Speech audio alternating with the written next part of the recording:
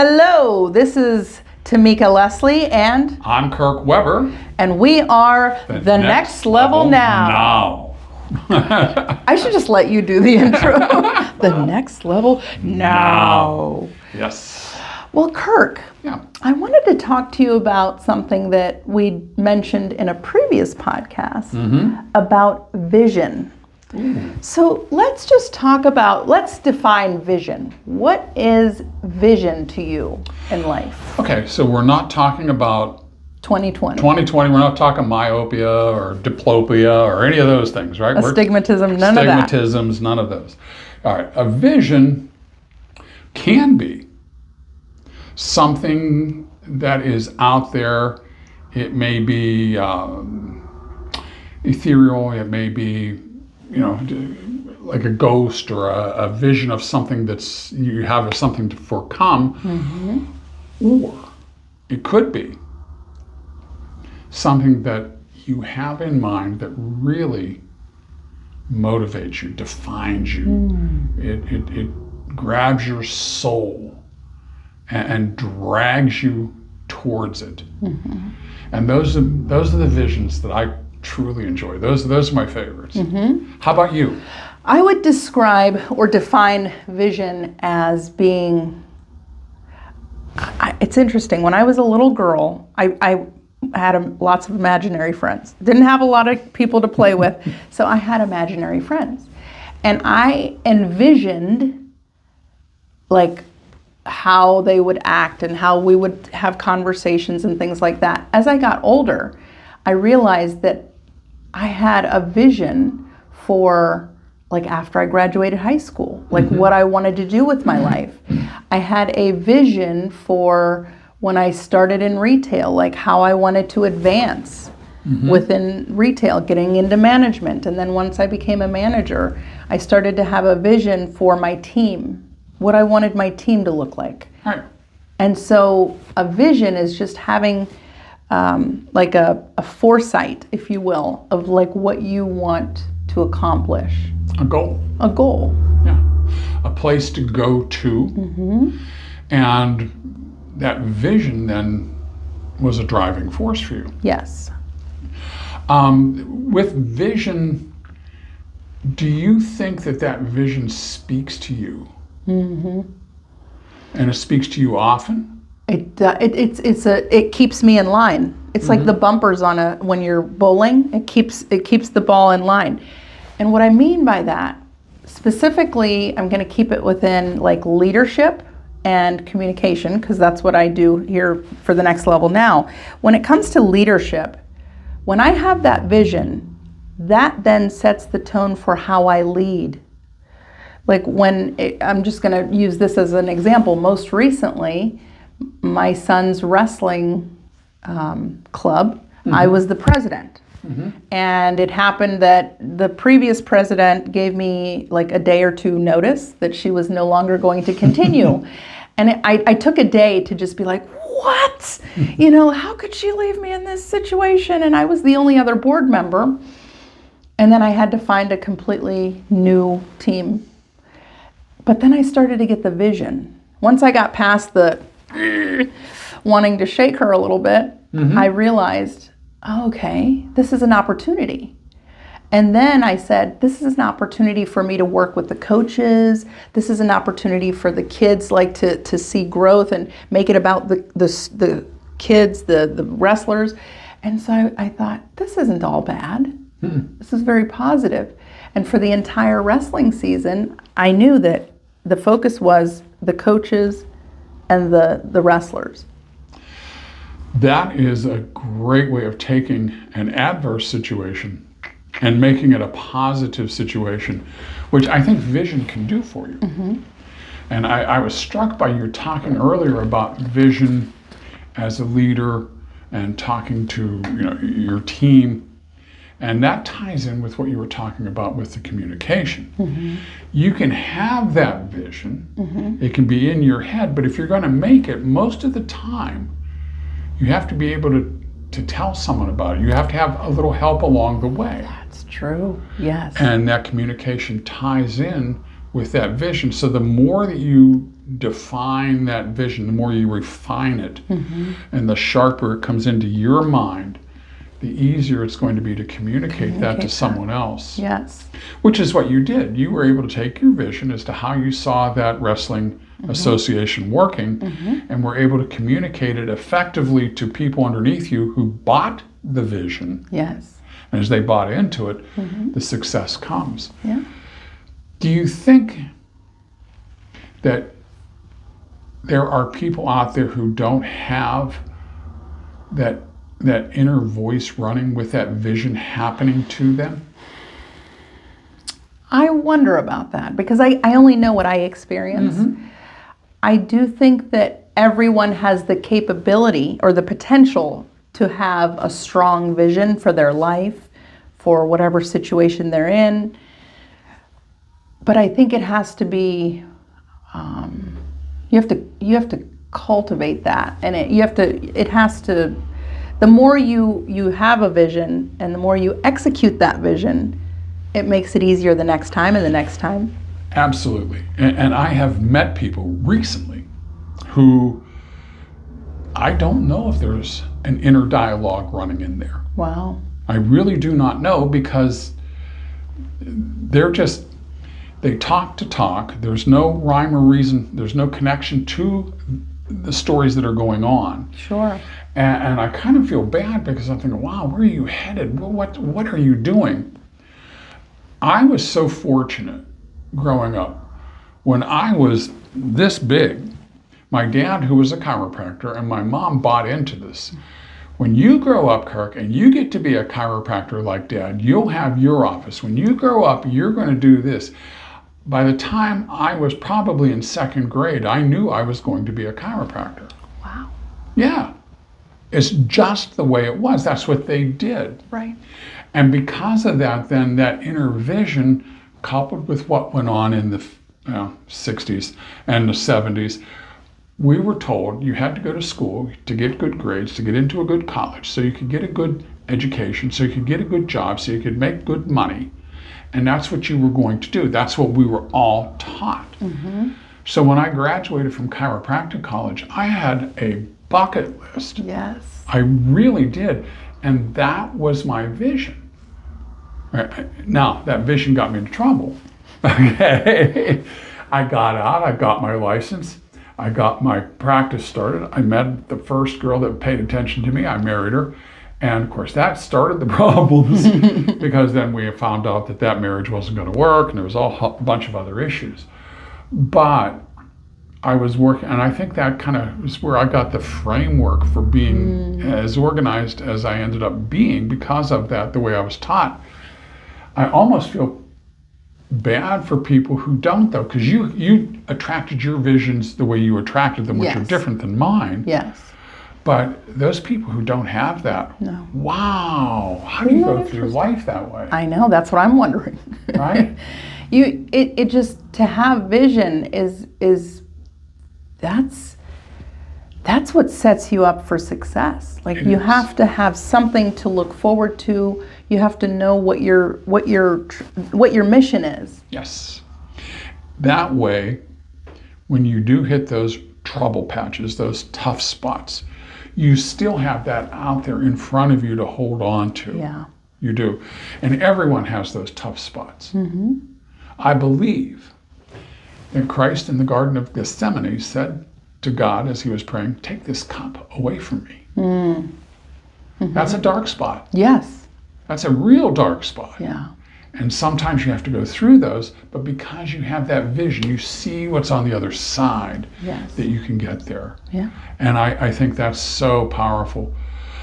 That's one of the things I think I really like about what we're doing with the Next Level Now. Yeah. Helping people to discover the vision, help them to define that vision and how to use it as a tool, the art of speaking and how to be a leader and how to motivate and all of these good, including taking care of yourself, being healthy. Right. Yes. All of these things. It starts there. It does. I have some questions about Sure. that bucket list. Can you share 2 items that were on your bucket list? 2 items were on the bucket list. The bucket list, I can read them to you because I still know them. Oh, I like it. Go for it. Okay. Graduate. Get my license. Check. Open the practice. Check. Get married. Check. Have children. Check, check, check. Okay. Once I had that, it was work to build enough that we could retire, we could travel, and my travel, okay, has to be, I have to see, I want to see the Bodhi tree in India. I want to see where, where Buddha caught enlightenment. I want to go to Nepal. Dalai Lama, he's not there anymore. He's not allowed to be there, but I still want to go see it. Yeah. I do want to see the Holy Land. I want to see the pyramids. Oh, yeah. Right? Those are on there. And then I have a couple little ones that are just kind of just for me. Okay. Okay. I want a cobalt blue, brand new Ford F-150 pickup. That is my dream automobile. And I want my own camp space for me.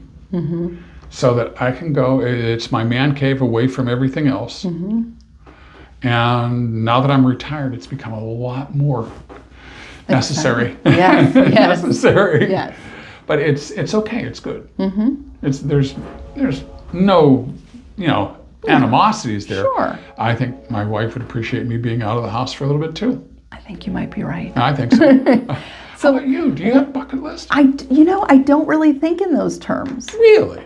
I've watched, there's a movie, I think it was called Bucket List. Bucket List, yeah. Great And it was a great movie. And I hear people talk about it, and I know what a bucket list item is. I just don't think about that. We're going to get one right now. We are. We are. So I have to have a vision. you have to have a vision.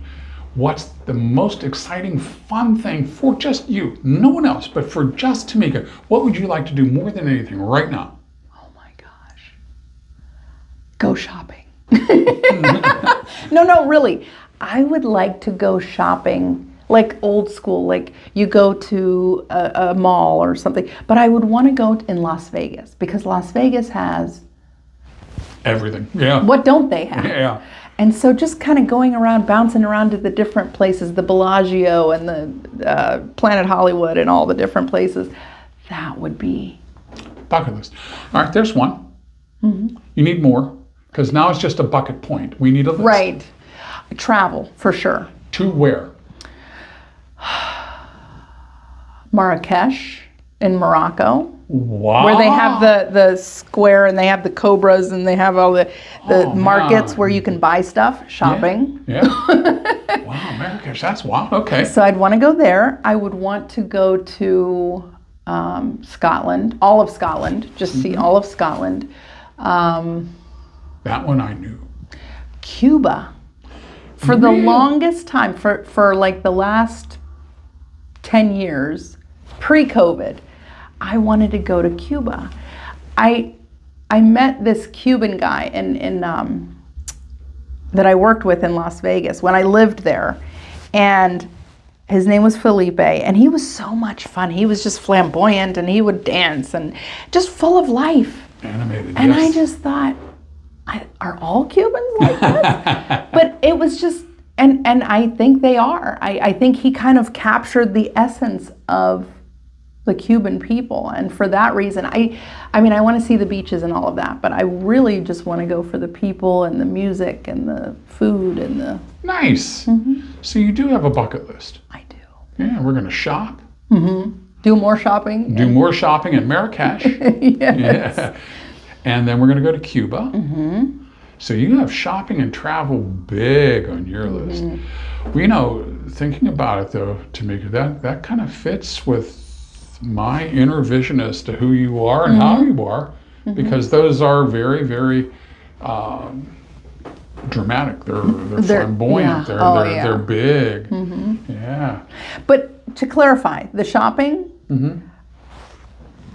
before starting the next level now, Yes. I was all about, let's buy these sunglasses and all this stuff for myself, and now I realize I don't need any of that. I would travel to these places like Las Vegas and Marrakesh and to buy gifts for the people that really matter to me. Like I went to Marrakesh to bring this back for you, and here's why it reminded me of you. It's a good thing you're asking me about that now, not like 40 years ago. I might have had you bring me back something different. Right, you know? right, yeah. Things But change. Things change. No, that's, I think, really, truly, if you think about that on a self-reflection note, that's growth. That is true growth. Yes. And that's the way that should be. Marrakesh, that is so interesting. Wow. I know. I could have gone a long time not thought about Marrakesh. It's like somehow it just came up on my list. It was always kind of like, oh, that's kind of an interesting place. And I hear people that have traveled there. I've looked up YouTube videos and I'm like, this is really interesting. It's different than our culture. So it's like, oh, I've got to check this out. Okay. Old movie buff. Yes. Okay. And I am a Humphrey Bogart fan. Okay. And what was the one? Cafe Americano? Casablanca. Yeah. Where were they? Was that wasn't Marrakesh? That was It was run no, by it was Casablanca. I think there's actually a place. Casablanca. That's where it was. It was in Morocco. It was in Morocco because that was run by the Vichy French, who were actually working with the Germans. Such a great movie. Oh yeah. I haven't seen all of it. I've seen bits and pieces of it, but I've never actually seen all of it. I need to watch it. You have to watch it. Watch it. Oh my goodness. Watch so many of them. I love the black and whites. Oh yeah. Did I tell you that my oldest daughter, is named for one of his co-stars? No. Lauren Bacall, who I thought was just the sexiest woman alive. She of course. You know how to whistle, don't you? You put your lips together and blow. I was like 12 and I melted. Done. That's funny. I love that. So yeah, it was. Those are such great movies. We don't have that anymore either, no, do we? Movies are not what they used to be. You don't need to show me everything. Yeah. Let the curtain blow through the window. I get it. You know, it's funny that you say that because last night my husband and I watched Papillon. Yes, great movie. The original. Yes. Because there was a newer version a few years ago. And I was like, let's watch the original. And he's like, okay. And it was 2.5 hours of just perfection because, I mean, even the blood was like, it looked like paint. It was real thick and it just didn't look like blood. Yeah. But that's the beauty of back then. Yes. I think the movie was filmed in 1972 and it's like, that was filmmaking. Which was a true story. Yes. Yeah. Amazing. Amazing. I forget who was the star. I can think of him. McQueen. Steve McQueen. Steve McQueen. Bullet, yeah. And Dustin Hoffman. Dustin Hoffman. But it's about this, if you haven't seen it, it's about this gentleman that escapes prison. It was in French Guyana or whatever. Guyana, however they say it. And he was there he was framed for murder. Long time he was there. He was a long time. And they told you when you got there, they said, if you try to escape, because you're on an island, and they catch you, you're going to go 2 years solitary confinement. So he got 2 years solitary confinement. The second time, the penalty was 5 years solitary confinement. He survived that. And then the third time, he was just in the ocean somewhere, and he was always going to escape, and he survived it. He survived the third time. He made it. Yeah. So it just was what I took away from it was I was really down yesterday, just feeling like I was in that dark place, and my husband says, we should watch Papillon. And I was like, what the hell is Papillon? And then we watched it, and that was the perfect way to end the night. You tell James, okay, her husband. Okay, 2 things. First of all, I saw where he got a new appointment for Toastmasters. Congratulations, James. Thank you. And the second thing is, he's a very wise man. Yes.